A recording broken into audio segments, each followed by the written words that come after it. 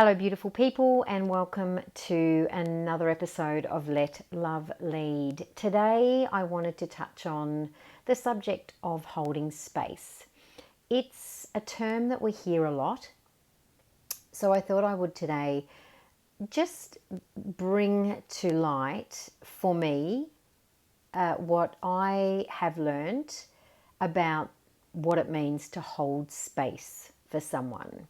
And this is something that I've learned through hands-on experience. So these lessons and this wisdom has been gifted to me by people close to me, because where we get often the greatest opportunity to practice holding space for somebody is often with the people that we love the most, because that is the hardest thing for us to do as a human, to see someone who we care about in pain.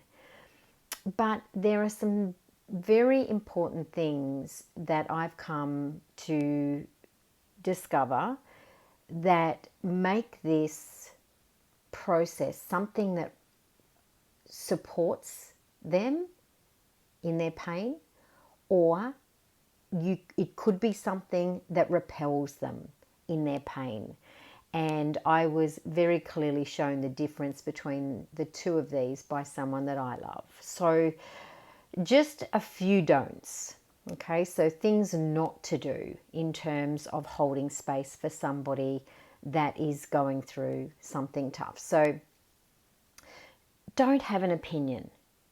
Okay, and what I mean by that is when you, and it's always, it's always with good meaning and good intention that you're offering some kind of wisdom to the person, but often it's met with there's something wrong with them.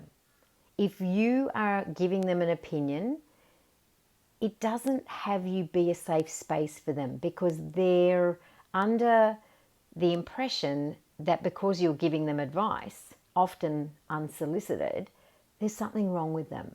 And that just makes them want to retreat even more. Don't offer a solution or a fix. Again, there is the implication that if you're coming up with some sort of solution, for example, that might be, oh, come on, let's go out for a walk. That will make you feel better. Whilst, of course, you know in your heart that that comes from a good intention, the implication is still that there's something wrong for the person. There's something wrong here if I have to feel better. Okay? And the other thing is to try not to, another thing is to try not to say, I just want you to be happy. Because once again, the implication is that there's something wrong with what they're feeling and what they're experiencing. And those three things in particular are, in my experience, and this whole Let Love Lead experiment is what this is all what works for me. I discovered very quickly that when I come from those intentions, which come from a good place. So I want you all to know, I know that all of those intentions come from a place of love. But what we're not realizing is how they're landing on the person that's dealing with, some sort of, heavy emotion or heavy feeling or tough time. So things to do, things that I've discovered are more helpful. They still come from love, but they just land a little better. So do let them know without an opinion that what they're feeling is normal. It's normal to feel sad. It's normal to feel anxiety. It's normal to have a down day. It's normal. Happy and joy and excitement, they're not the only things that are normal. Okay? We need to start to normalize the full range of emotions. So let them know it's normal. It's normal to feel what you're feeling. Okay? Let them know that they are welcome in your home in your space, in their pain, in their joy, in their happiness, in their sadness. They are welcome with you no matter what they're feeling. Full stop. Okay? Full stop.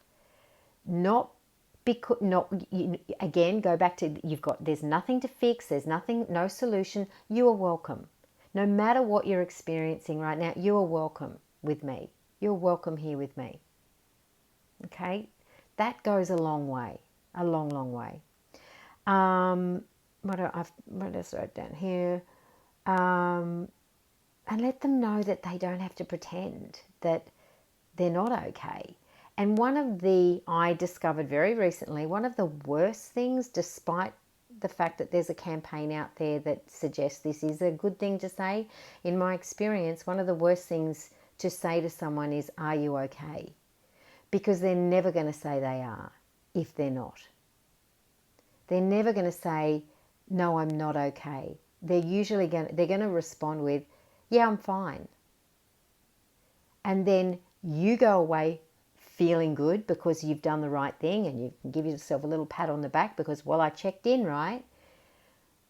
But it doesn't open up any kind of space for the person to really be able to feel like that they can be in their darkness with you. So it's really important to, when you're being a space for someone, is that's all you are.